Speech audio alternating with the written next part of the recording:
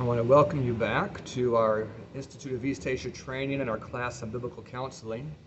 I'm speaking to you from the Chicago O'Hare Airport, and I found a private place here, hopefully that won't be too noisy.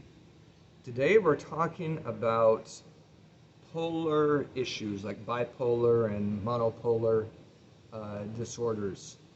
And it's not the most encouraging subject, but I do have hope and some ideas that could be helpful to people you know. And let's have a prayer and we'll get started. Our Father in heaven, I'm asking that you'll bless us as we talk about the mind and how it works. And I ask for this gift in the name of Jesus. Amen. So first, let's just talk a little bit about what bipolar disorder is. It is, according to the most recent way of thinking, it's a collection of about four different illnesses of the mind that have similar effects. And the way they differentiate them, or what they have in common, is that there's a period of severe depression, and that severe depression is the reason why this is such a sensitive issue. And after that period of severe depression, there's a period of elation, which sometimes goes into mania or hysteria. And then that cycle, sometimes down, sometimes up, sometimes down, sometimes up. That's why it's called that is two, bipolar. One pole of depression, one pole of mania.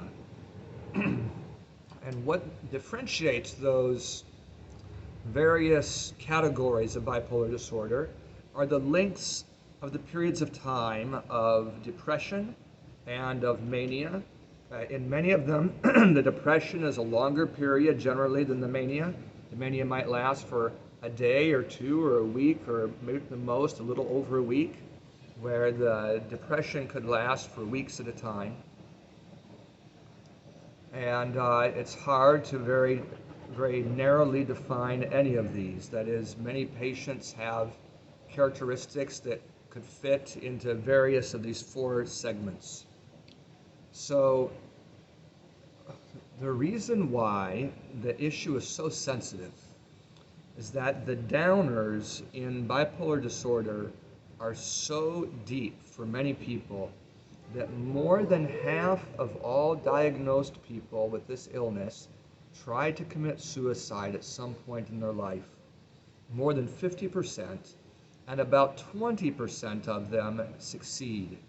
That is, about 1 in 5 persons diagnosed with bipolar disorder will die of that disease, usually by suicide. That's pretty serious. And I think the things I've read, that's 1 in 5 of untreated, others just said 1 in 5, so I don't know which is really statistically accurate.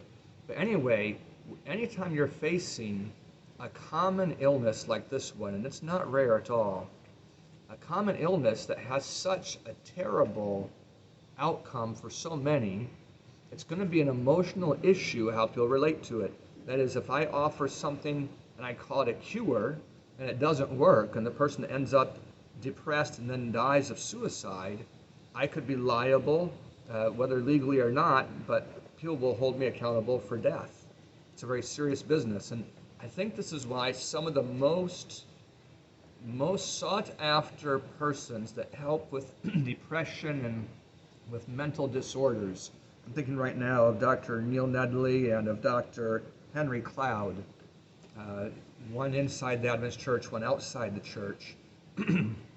Both of these men would say about bipolar disorder that you ought to stick with your meds, or generally that meds are the way to treat it. I don't want to put words in their mouth, but I've heard them both say things that I understood it that way. And typically the way, at least in the United States, that psychologists or psychiatrists would deal with bipolar disorder would be first by something like cognitive behavioral therapy, or psychotherapy, psychoanalysis therapy. They try to have some sort of communication with the patient to relieve some symptoms. and they would prescribe 2 or 3 categories of drugs. One would be an anticonvulsant. That's a type of drug that is used with epilepsy. It's used with some other issues. It's designed to stop or to slow down the mania and the activities under the depression. And one of those is lithium. Lithium is an element in the periodic table. It's a very common element. We'll come back to lithium, but that's under that category of an anticonvulsant. And then they would typically also prescribe an antipsychotic. And that antipsychotic would be designed to hinder hallucinations or to reduce mania.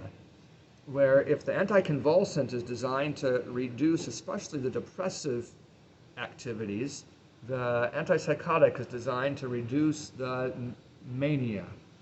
And when I talk about mania, maybe you wonder what's wrong with elation.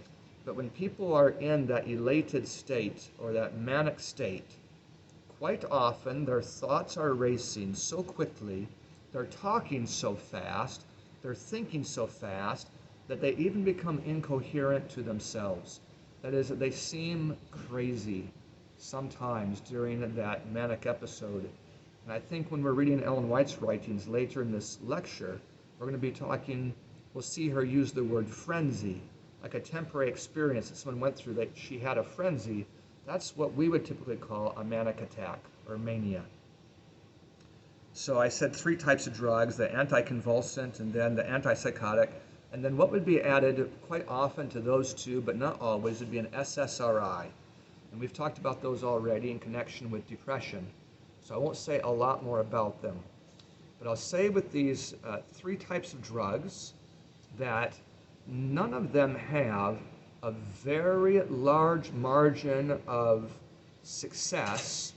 When I say large margin, I mean if you compare placebo effect to the drug effect, in each of these cases, the drug effect doesn't have a very large margin of improvement more than placebo.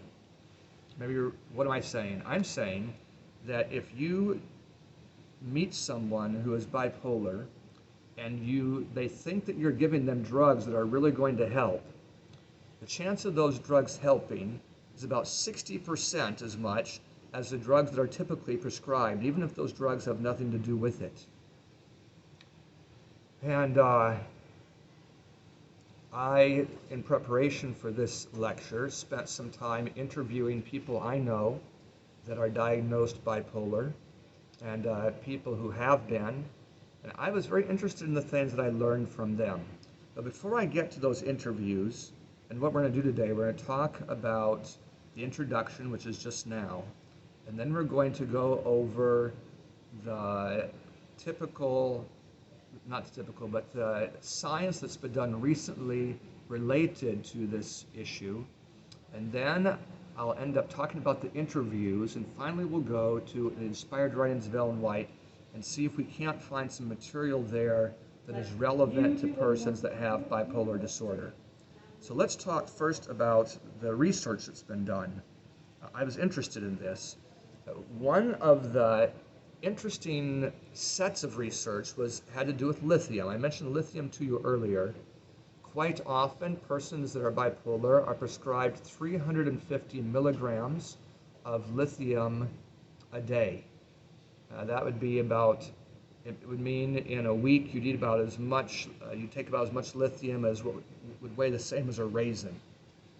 And quite commonly, you and I, in our drinking water, because lithium dissolves in water, it's like a salt.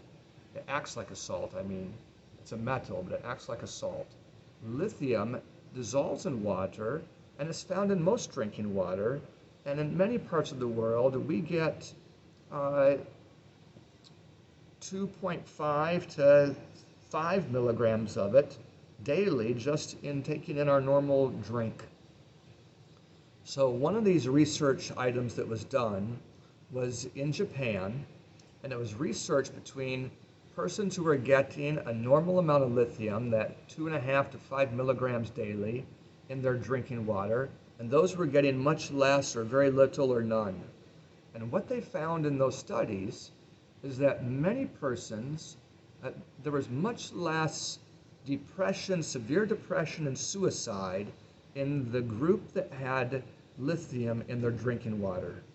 When I say lithium in their drinking water, remember, I'm not talking about that 350 milligrams that's typically prescribed. I'm talking about a very low dosage. In fact, if you were to go to your local pharmacy and say that you're there for lithium, if you wanted the 350 milligrams daily, you would need a prescription from a physician for that. But if you wanted to get the lower dose 2.5 or 5 milligram prescription, that's over the counter, because there's a big difference in the pharmacology. I mean, you're going to have no adverse effects from that 2.5 or 5 milligrams, but the larger dose that's prescribed, that can be hard on your kidneys. That can be hard on other parts of you, like your thyroid. And so that was some research. Then another research item that is equally interesting to me has to do with folate, or you might be more familiar with folic acid or the B vitamins. And ladies who are pregnant are typically asked to take some sort of folate. Folate has been shown to really reduce depression in many people, to reduce issues especially related to postpartum depression and even prepartum depression. And so that's why around the world, ladies are taking B vitamins while they're pregnant. The question that came up just a few years ago and was published just before COVID happened, and I think that's one reason why this research hasn't been more widely disseminated, because COVID has just predominated the medical research and the medical coverage for a long time. But in 2018, some research was done on using folate with persons that have bipolar disorder. And what was found is that it really helped. It was found that it really reduced depression. The nice thing about folate, that B vitamin, is it doesn't come with the serious side effects of SSRIs and antipsychotics and anticonvulsants. I mean, it doesn't hurt you. And when I found that research, I was quite excited, and I was wondering, well, why isn't this widely known? It's pretty exciting to see that B vitamins are going to make a difference. But then I found some other research that was done subsequent to that, later than that. And it was regarding giving fairly large dosages of folate. And I don't remember the dosage, but it was much more than the original research. And what was found in that second research is that people who are already taking a certain of these drugs, particularly the SSRIs and the antipsychotics, that these drugs seem to have a bad interaction with folate, so that some people end up having severe anxiety or very rough anxiety and quickly want to go off the folate. And that research, I'm just guessing, but I would guess that that was probably funded by someone who has something to lose if their drugs end up being used far less and folate being used instead, which is a very inexpensive vitamin. And so those two pieces of data, both related specifically to research on bipolar disorder, both showing significant improvement, both with items that are over the counter and inexpensive, those are encouraging to me. Now, when I talk about those interviews, I was talking to one lady who gave me permission to share her story and even to share her name, but I'm not going to share her name right now. But if you want to ask, maybe I would share it with you and you could talk to her. She has been controlling her bipolar issue without medication for more than 20 years. Her first episode was in 1999, and I remember she was my friend at that time, and her own mother committed suicide because of bipolar disorder. not just tried, but actually did die. And her daughter ended up being diagnosed later, had a manic episode.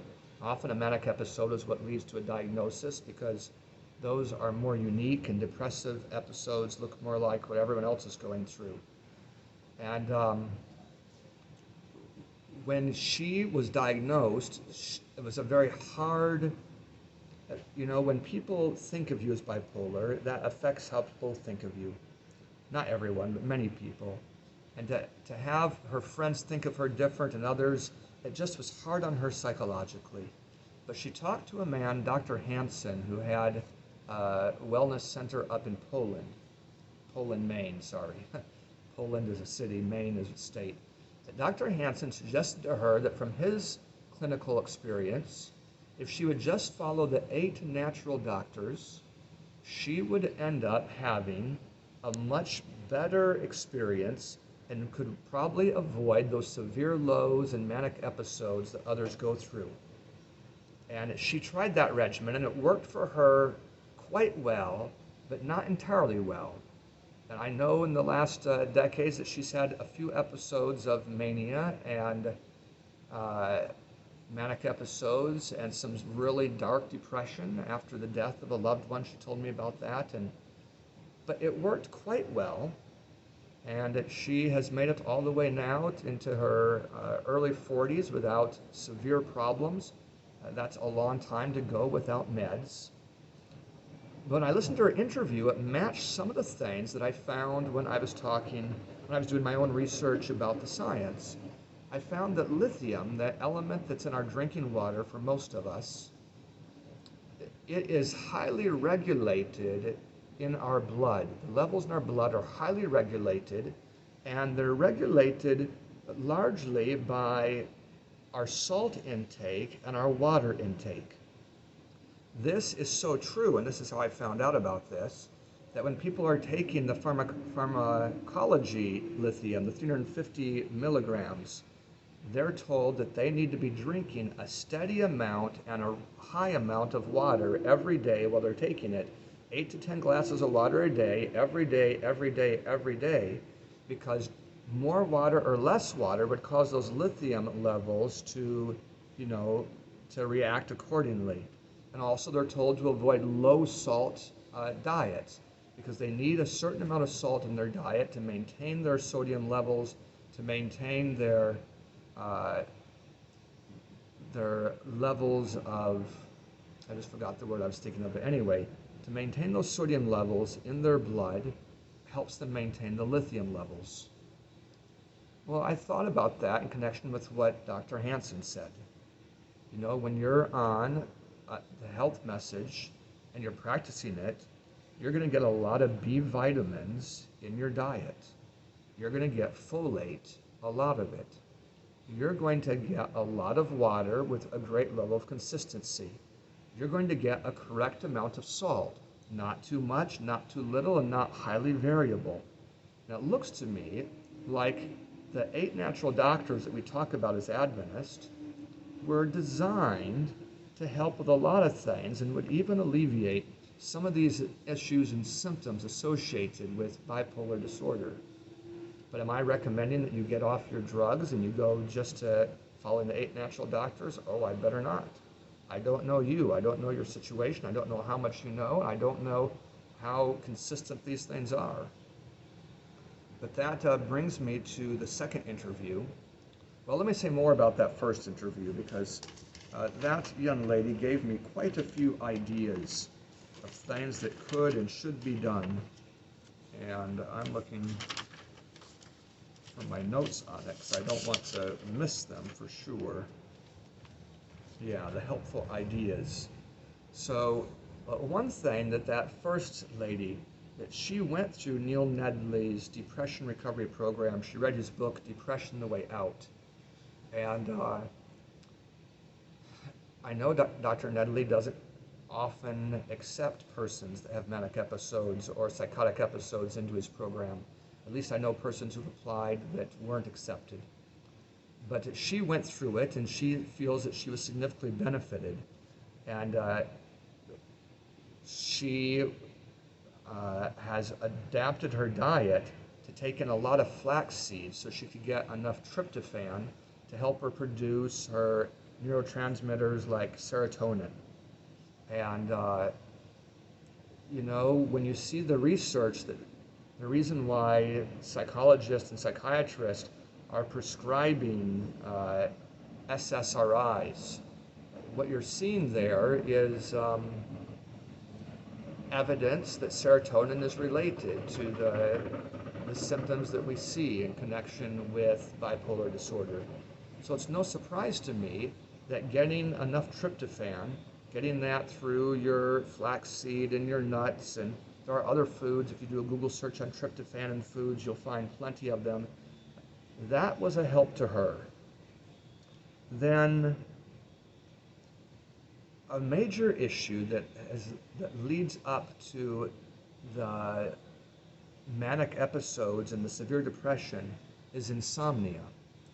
And a period of days of very low sleep often precedes the onset of mania. So we know that one of those 8 natural doctors is to get good sleep and to regulate our sleep. And when I was talking to the second lady, she told me that her first manic episode followed 2 weeks of almost no sleep related to severe mental anguish, partly over a failed romance, and partly over feelings of spiritual inadequacy and that she was going to be lost and was going to be destroyed, related to maybe misunderstanding she had about the gospel.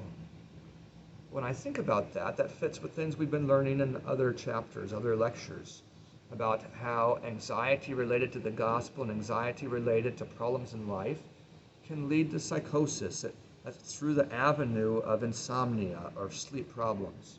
So getting well-regulated sleep is a real important issue for persons who are struggling with polar disorders. This is according to those 2 ladies I talked to. As far as I know, I've never had a polar disorder, so when I tell you what they said, I'm not speaking by experience, but I'm interested. And then cognitive behavioral therapy. That is the counseling that they do there at Weimar and is done in many other places, helping people learn how to tell themselves the truth, how not to exaggerate their problems in their own mind, how to cope with questions that perplex them, how to accept things that can't be changed. Cognitive behavioral therapy is about regulating your thoughts. And it turns out that regulating your thoughts, at least for these 2 ladies, really helped regulate their moods. That is, regulate the thoughts, then the moods are improved, and that helped prevent the deep, dingy, dark depression and those overly excitable moments of mania. That first one I talked to, the one who gave me permission to tell her story, she had experiences that really perplexed her before her onset. She was really worried about what to do next in her life, how she's going to be hired after she graduates, and these things that were bothering her kind of tipped off or set off that experience. One thing that she said, this first lady, is that if you're going to try to live with bipolar without meds, you need to have close friends monitoring you and checking on you that you trust, that have it worked out in writing for yourself, that you can read and they can show it to you in your own handwriting, that they can show you to trust them, so that when you start to have a very low period or a manic episode, they can come in and say, hey, Joe, look what's going on. You're not really in your best mind right now. You were doing much better a week ago. You'll be doing much better 2 weeks from now. But please, let me be a help to you through this period. You need friends like that. Those friends that can help save you from maybe getting so low that you harm yourself, or even in a manic episode, you can even harm yourself or harm others. Another thing that she said is that the way people act during their manic episode determines a lot about how damaging bipolar disorder is to their life. And some people during that period will go and become very promiscuous and will just have sex with lots of people. And of course, they could get an STD that way, or even worse. Or they might try very risky behaviors and end up getting injured or even killed because they just lose their sense of caution and their inhibitions. She said that because of her Christian experience and loving the spirit of prophecy and digging deep into what she believed, that when she would have a manic episode, it would lead to much less risky behaviors. In her case, planning unrealistic activities in a mission trip, or planning to accomplish great things that maybe aren't realistic for her to do. It was her education that modified her manic episode and made it where it wasn't a crippling or destructive event in her life.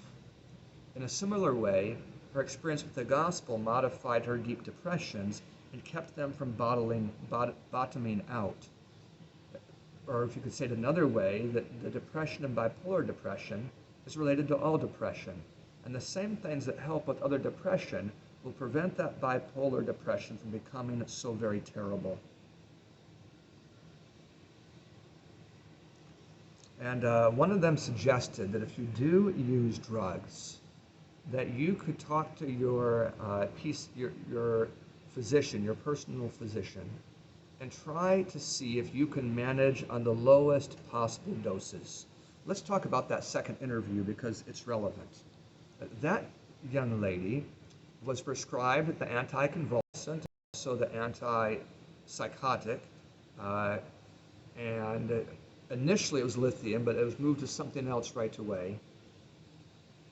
She was only on drugs for 4 years because it was perceived by a physician that was her cousin that she really could cope with life probably without those medications. And so he helped her over the course of, she said 6 months to a year. She forgot how long it was because it was 15 years ago. But 6 months to a year, her cousin helped her reduce her use very slowly of those antipsychotic, anticonvulsant meds, helped her reduce it so that it would not lead to a relapse, a resinking, or a remania. And it worked for her. And now she has gone for more than a decade working a large part of that time in a high-stress environment, coping very well with life. She's parenting now and doing what looks to me like a good job of that.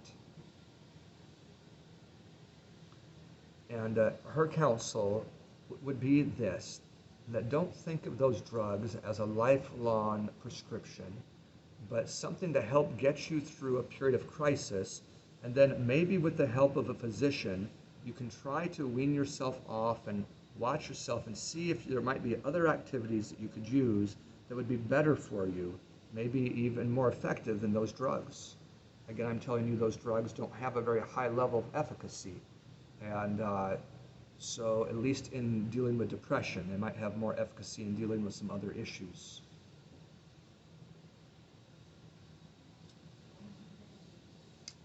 Another lady that I talked to who maybe has never had bipolar disorder, but has had a very ingrained depression that she wasn't able to shake.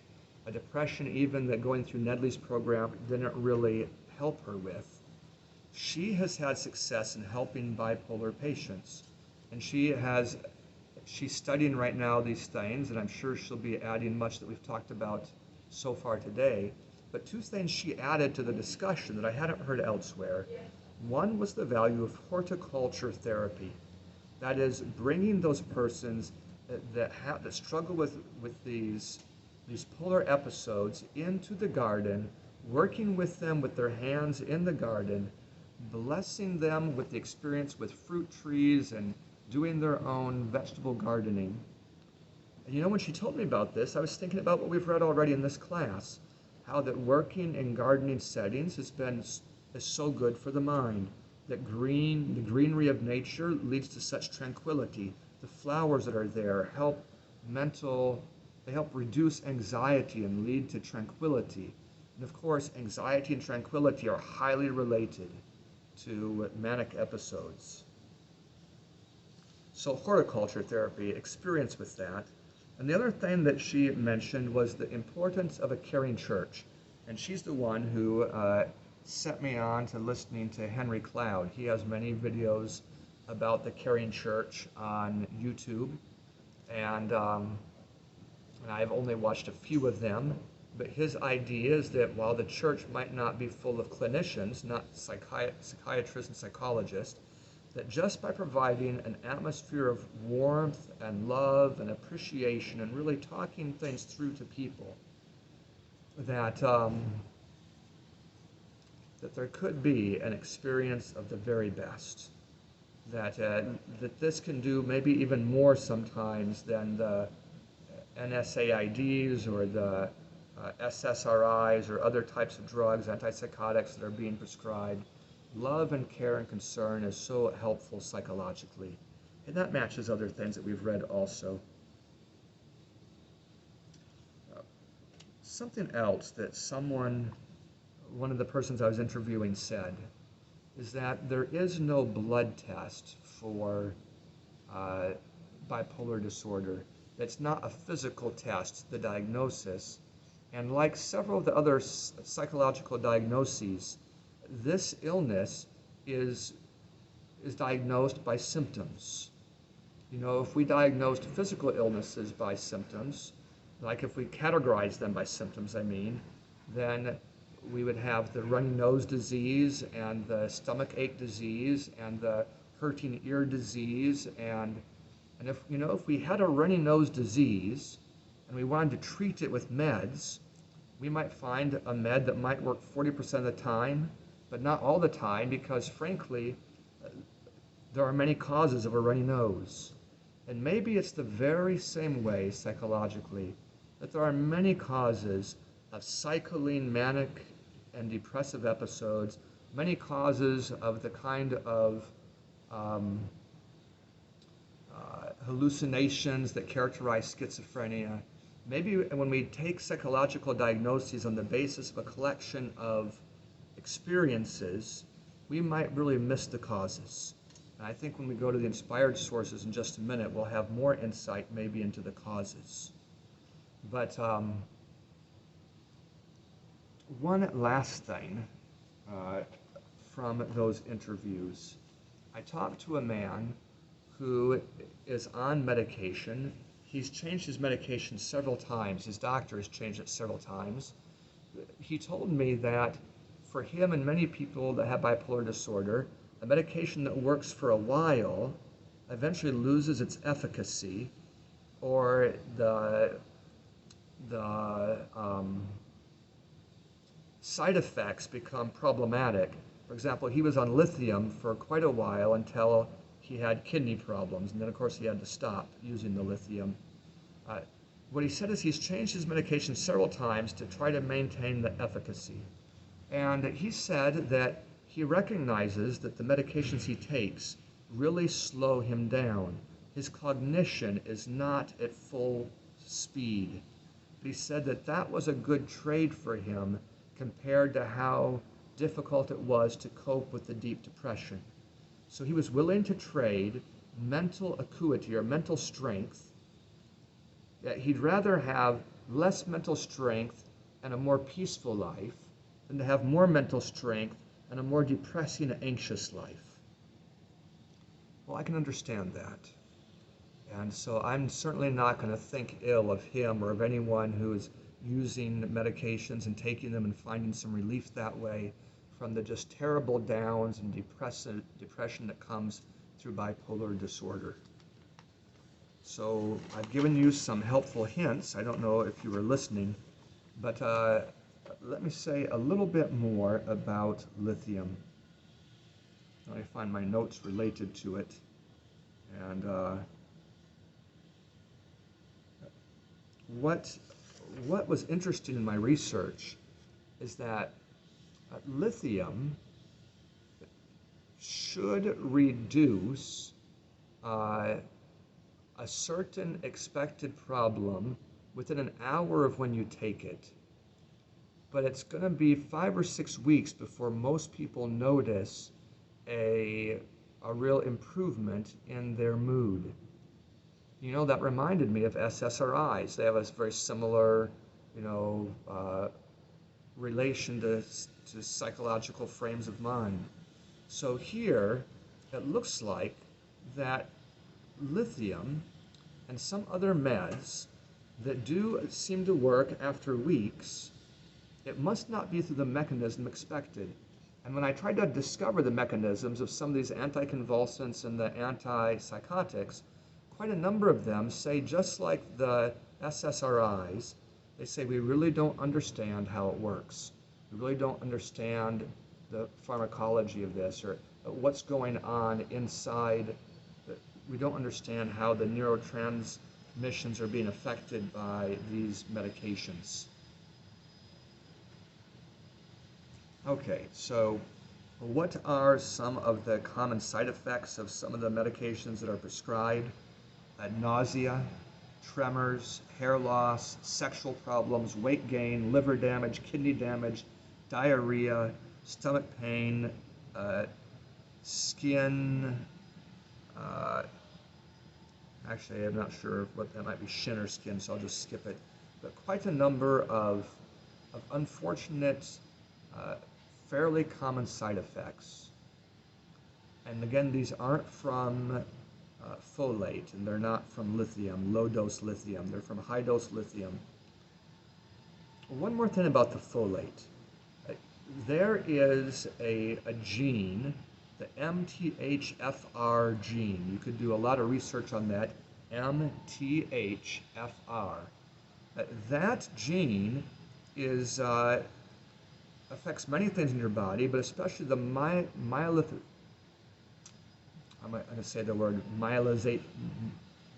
You know, I'm having a tongue twister right now, but the coating of your nerves, myelization, something like that.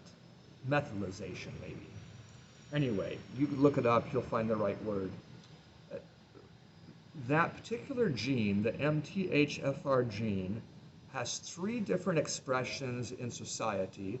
One that does that myelization very well, one that does it quite a bit less well, and one that really struggles to do the proper myelization of the nerves. Well, that myelization or methylization, especially of folate, maybe I shouldn't have said the nerves, I think this is related to folate, what the research I did. That myelization of folate turns it into a form that can pass through the blood-brain barrier. And you can take this over the counter.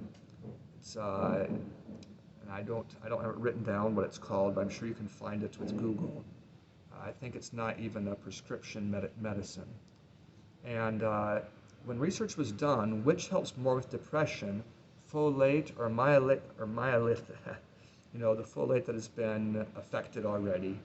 What was found is they work about equally well. But it could be that with bipolar disorder, because you need this in your brain, that you might be better off with that form that passes the blood-brain barrier in case you have a gene that doesn't do the myelization very well at all. That is, there has been research that connects the MTHFR gene, certain forms of that gene or defects in that gene have been connected with bipolar disorder and with schizophrenia. And maybe this is part of the connection why, having to do with the usage in the brain of folate.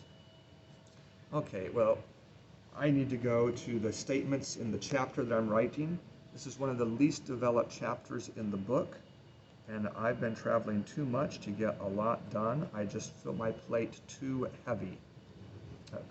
Let me read you first one statement that may not be related to bipolar disorder at all, but it's related to insanity and temporary insanity. And maybe these things are more closely connected than we thought. Under the power of an intense imagination, words and actions are misconstrued, interpreted to mean alienation and doubt and censure and reproach. Through this self-deception, numberless hours are passed in sadness and sorrow. God will not hide himself in these wonderful secrecies, that is, thoughts that no one can read, which have a deceiving power to act and react upon the human agent. Did you hear this? That is, under a diseased imagination, you might misinterpret things that people say and do in a way that leads to you being unnecessarily wounded. And if you play this over and over in your mind, it will be self-deception. It says, the sharp two-edged sword of God's word must cut away these supposed disappointments and pierce the joints and marrow before there will be correct thinking and correct acting. So here comes the word of God. It must rebuke this self-deception, the way you're misunderstanding and thinking about other people's thoughts and actions. The fault is not that which has been supposed. It is not with the circumstances, but with a perverted mind and a mistaken view of things. You expect happiness to come to you through others, instead of going to work to make happiness for yourself by surrendering soul, body, and spirit unreservedly to God. This getting the feelings worked up, tormenting yourself with supposed fallacies and fancies and fears and forebodings, is a species of insanity. Satan is at work to create a morbid fancies and to extinguish anguish, until any blessing God can place within your reach might be interpreted into a curse. And now I'm going to assign you to read this chapter, but I'm going to just go through and read some of the inspired statements in it. This is Colossians 2, verse 2, related to the loving community or a church that supports people who are feeble-minded. It says that their hearts might be comforted, be knit together in love, and unto all riches of the full assurance of understanding, to the acknowledgement of the mystery of God, and of the Father and of Christ. So hearts being knit together ends up making a real difference in comforting people. And then from Philippians 2, verse 2, fulfill ye my joy that you be like-minded, having the same love, being of one accord, of one mind. And 1 Thessalonians 5:14, now we exhort you, brethren, warn them that are unruly, comfort the feeble-minded, support the weak, be patient toward all men. These three verses together kind of describe that caring church that Henry Cloud was talking about, that church that supports people in their real struggles. We're going here to manuscript 64, 1896. I slept little last night, but awoke at 3 o'clock and wrote 8 pages for Sister Israel. I send her 2 pages per week. She has been in despair for all of 8 months. But the Lord was with us when we visited in Sydney in March 18. We found she had just had a very severe attack of frenzy. So maybe this was depressive episodes with a short manic episode, but longer depressive episodes. Maybe Sister Israel had bipolar disorder. She had climbed out of the window and gone to the neighbor's house in her nightdress, screeching at the top of her voice. Brother Israel was afraid he would be compelled to place her in an asylum for the insane. We had a hard time, as she was determined to talk with me while she had mania, and to ask me questions. But when we visited her the next Friday, so this is a week after that manic experience, we could labor with her better. Thank God the power of the enemy is broken. She seems to be sitting at the feet of Jesus and learning of him. She says she knows the angels of God came with Sister White to her home. I write to her a letter every week. This keeps up a connection between us, and I can talk to her with an open faith. What do you think about that? Let me read you another one. This is from manuscript 63, 1890.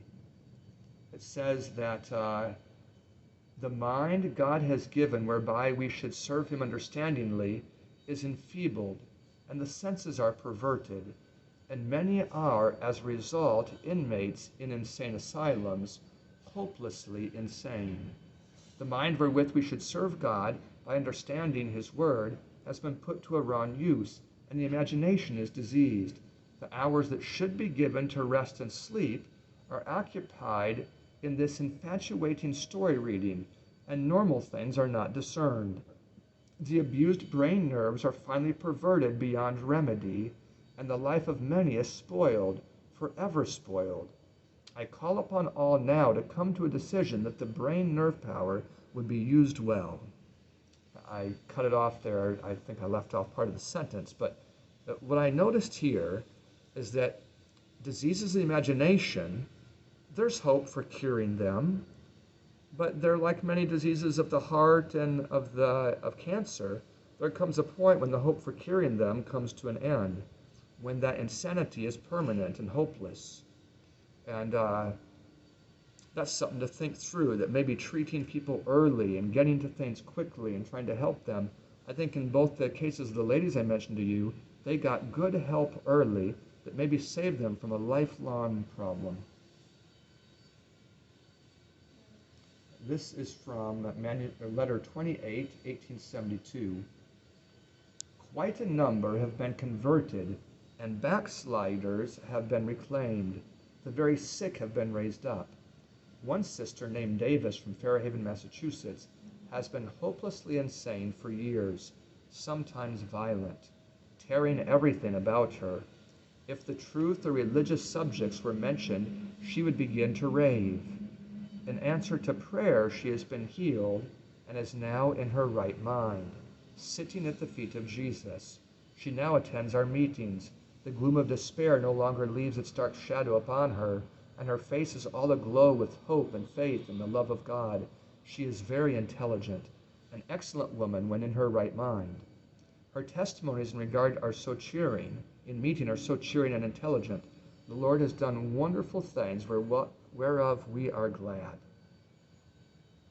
Did you hear that she had that incurable case of insanity, but as a miraculous answer to prayer, she was even healed of that?